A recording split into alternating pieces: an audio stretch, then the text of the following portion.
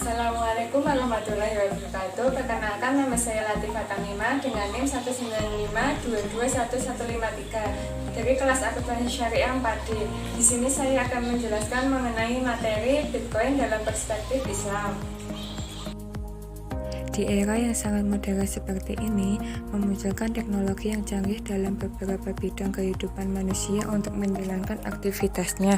Tak terkecuali kecanggihan yang dapat kita rasakan dalam transaksi jual beli hanya dengan melalui internet.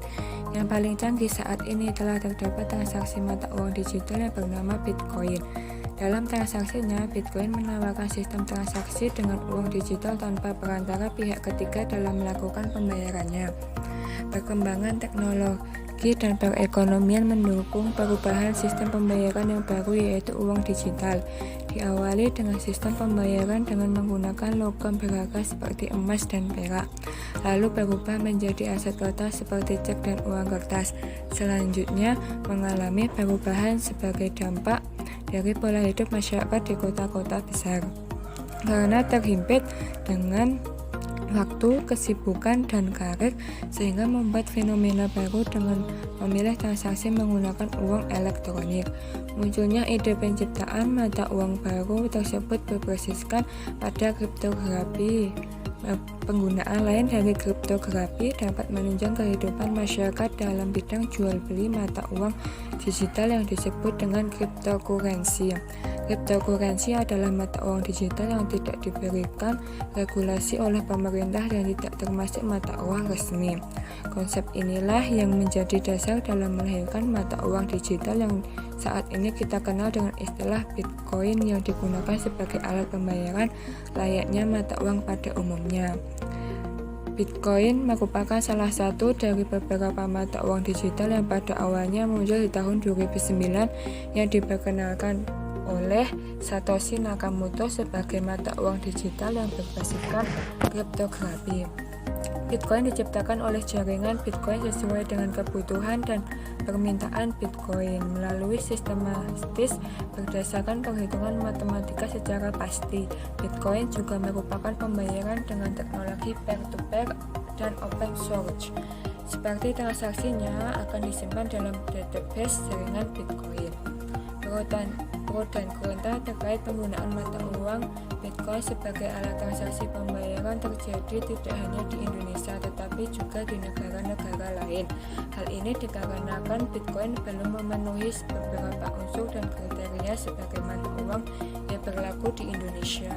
Bitcoin juga bukanlah mata uang yang dikeluarkan oleh negara, akan tetapi dikeluarkan melalui sistem kriptografi jaringan-jaringan komputer. Jika dilihat dari sudut pandang kelebihan dan kekurangan tertentu, Bitcoin memiliki keduanya jika digunakan sebagai mata uang, yaitu tidak adanya payung hukum yang mengatur peredaran mata uang Bitcoin. Selain itu, tidak ada satu lembaga pun yang bertanggung jawab apabila terjadi penyalahgunaan terhadap Bitcoin, misalnya pencurian, money laundering, penipuan, dan tindak pidana lainnya. Dari sisi kelebihannya, Bitcoin tidak mengenal batas negara, tidak terpengaruh karena kondisi politik di pemerintahan, berperan sebagai nilai lindung dan inflasi, dan sebagai salah satu bentuk baru tabungan masyarakat yang diterapkan dengan sistem yang tidak merepotkan karena peran bank sebagai perantara yang telah dihilangkan. Pandangan ulama yang bergabung dalam DSN MUI belum mengeluarkan secara resmi fatwa terkait hukum fikih terkait Bitcoin. Akan tetapi jika ditinjau melalui hukum fikih menurut Al-Ghazali bahwa syarat-syarat suatu benda dapat dikatakan sebagai uang, yaitu uang tersebut dicetak dan diedarkan oleh pemerintah.